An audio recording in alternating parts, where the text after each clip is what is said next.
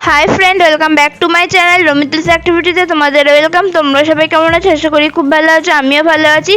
তো সবাইকে জানাই ভাই দ্বিতীয়ার অনেক শুভেচ্ছা, অনেক অভিনন্দন। তো অনেকদিন পর একটা ভিডিও নিয়ে এসেছি। তো আজকে আমি বানাবো নারকেলের মেথির মোরব্বা।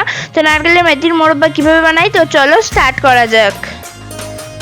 মোরব্বা বানানোর জন্য এখানে আমি মেথি নিয়ে নিয়েছি। আর এই মেথি হচ্ছে, তোমরা অনেকেই জিজ্ঞেস করবে মেথিটা কি। আর এই মেথিটা হচ্ছে নারকেল গাছ কাটার পর নারকেল গাছের যেখানে পাতাগুলো থাকে, যেখানে মাথাটা থাকে, সে মাথাটা কেটে, মানে এটা হচ্ছে ছোট কচি পাতা। তো ভেতরে মানে নারকেল গাছ কাটার পর মাথাটা কেটে দিতে হবে। সেই কেটে দেওয়ার পর একটা সাদা সরু অংশ পাওয়া যায়, সেটা কেটে নিতে হবে। এবার আমি সেটা কুচি কুচি করে নিয়েছি। যত স্লাইস করে নেবে এটা কিন্তু খেতে ততই ভালো লাগবে। একদম ছোট ছোট স্লাইস করে পিস করে নিতে হবে, একদম ছোট ছোট পিস করতে হবে, আর একদমই পাতলা পিস করতে হবে। আর এইভাবে ইয়ে করে, এই যে এইভাবে কাঁটা চামচ দিয়ে এপিট ওপিট সব দিকই আমি ভালো করে এভাবে ফুটো করে নেব। যত বেশি ফুটো করবে তত কিন্তু ভালো হবে, তত কিন্তু ভেতরের রসটা ঢুকতে সুবিধা হবে। আমি এখানে দুদিক করেছি, তোমরা চাইলে সব দিকই করে নিতে পারো। দেখো এইভাবে করে নিচ্ছি। তো চলো সবগুলো করে নিই, তারপর ফিরে আসছি। তো দেখো সবগুলো আমি করে নিয়েছি, এবার আমি ফিরে চলে এসেছি। দেখো ভালোভাবে আমি করে নিয়েছি। আর এই যে সাদা অংশটা আছে, একদম পুরো ভেতরের যে সাদা অংশটা থাকে, সেই অংশটা মোটা নিলে অসুবিধা নেই, সেটা কচি থাকে। কিন্তু বাইরের একটা লাল লাল অংশ থাকে, সেটা নিলে একদমই কিন্তু পাতলা করে নেবে। যেটা দেখো সাদা রঙের অংশটা, এটা একদমই কচি, কিন্তু এই লালটা একটু শক্ত হয়। তোমরা চাইলে নাও নিতে পারো, অসুবিধা নেই, খুব ভালোই হবে। এবার আমি কড়াইয়ে জল দিয়ে নিয়েছি। আমি মেথিগুলো একটু সিদ্ধ করে নেবো। তো জলটা একটু গরম হয়ে যাক, ফোটার দরকার নেই, হালকা একটু গরম হয়ে গেলেই হবে। দেখো হালকা একটু গরম হয়ে গেছে, দেখে বুঝতেই পারছো গরম হয়ে গেছে। এবার আমি মেথিগুলোকে দিয়ে দেবো।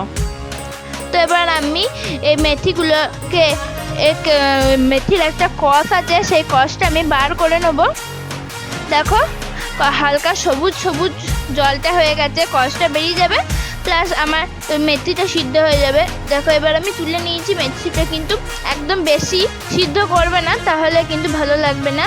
আমাদের মোরব্বা যেরকম আমরা বাজারের যেরকম মোরব্বা খাই, সেই রকমই কিন্তু বেশি সিদ্ধ করবে না, সেরকম সিদ্ধ করলেই হবে। দেখো এবার আমি এটাকে ঠান্ডা করে নেব।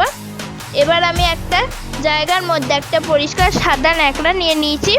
এবার আমি এর মধ্যে আমি মেথিগুলোকে ছড়িয়ে নেবো, যাতে ভেতরে যে জলটা, ওপর থেকে জলটা আমরা ছেঁকে নিয়েছি, কিন্তু ভেতরের যে জলটা আছে সেটা এই কাপড় দিয়েই কিন্তু নিকড়ে নিতে হবে, নয়তো কিন্তু ভেতরে কিন্তু রস ঢোকার পর কিন্তু জলসা জলসা লাগবে, ভালো লাগবে না। আর ন্যাকড়াটা কিন্তু একটু বড়ই নিতে হবে, যাতে আমি এইভাবে অপর পিঠ থেকে এভাবে চেপে চেপে আমি জলটা কিন্তু শুষে নিতে পারি। দেখো আমি যেভাবে করছি সেভাবেই কিন্তু পড়বে। দেখো তো এটা আমি 10 থেকে 15 মিনিট এভাবে রেখে দেবো। আর মাঝে মাঝে আমি হাত দিয়ে চাপতে থাকবো যাতে জলটা শুষে যায়। তো রেখে দিয়েছি। এবার আমি ততক্ষণ চিনির সিরাপ বানিয়ে নেব। তো এখানে আমি 4 কাপ চিনি নিয়েছি, মেজারমেন্ট কাপের 4 কাপ চিনি নিয়েছি। আর আমি জল নেব 2 থেকে 3 কাপ মতন। য কাপ চিনি নেবে তার অর্ধেক জল নেবে, কারণ চিনিটা খুব পাতলাও হবে না, খুব মোটাও হবে না, তার জন্য। আর এখানে আমি একটা এলাচ ভেঙে দিয়ে দিয়েছি। দেখো চিনিটা গলে গেছে।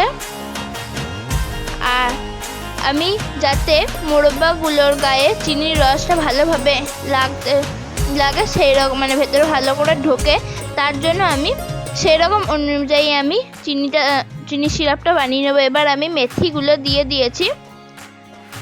এবার এটা আমি 10 থেকে 15 মিনিট এইভাবে ফুটিয়ে নেব, যাতে রসগুলো এর গায়ে লেগে যায়। আমি কিন্তু মাঝে মাঝে নাড়তে থাকবো, নয়তো কিন্তু ভেতরে এঁটে যাবে, নিচে লেগে যাবে। আমি এটা কিন্তু হাই ফ্লেমেই করেছি, হাই ফ্লেমে করলে অসুবিধা নেই, কিন্তু মাঝে সময় নাড়তে হবে। যাতে লেগে না যায়, যেহেতু চিনি লেগে যাবে সবসময়। তো দেখো নাড়ছি। তো রসটা শুকিয়ে যাক, তারপর আমি আবার ফিরে চলে আসছি। তো দেখো এটা কিন্তু এঁটে গেছে, আমি কিন্তু সবসময় নাড়ছি। তোমরা দেখো দেখো পুরো কড়াই থেকে ছেড়ে গেছে। এবার খানিকক্ষণ পর পুরো গায়ে কিন্তু রসটা লেগে যাবে। দেখো পুরো ঝুরঝুরে হয়ে গেছে, আর খুব ওপরটা শক্ত আছে কিন্তু ভেতরটা প্রচণ্ড সফট হয়েছে, খেলে দারুণ লাগবে। আর এটা তোমরা মোরব্বা যতদিন স্টোর করা যায় তোমরা ফ্রিজে ততদিন স্টোর করে রাখতে পারবে। তো দেখো, যদি ভিডিওটা ভালো লাগে তাহলে অবশ্যই লাইক কমেন্ট শেয়ার করো, আর চ্যানেলটাকে অবশ্যই সাবস্ক্রাইব করে দিও, যাতে আমি যখনই ভিডিও আপলোড করব তখনই তোমার কাছে প্রথম গিয়ে পৌঁছায়। তো চলো আজকের মতো এই পর্যন্তই, আবার অন্য ভিডিওতে তোমাদের সঙ্গে দেখা হবে।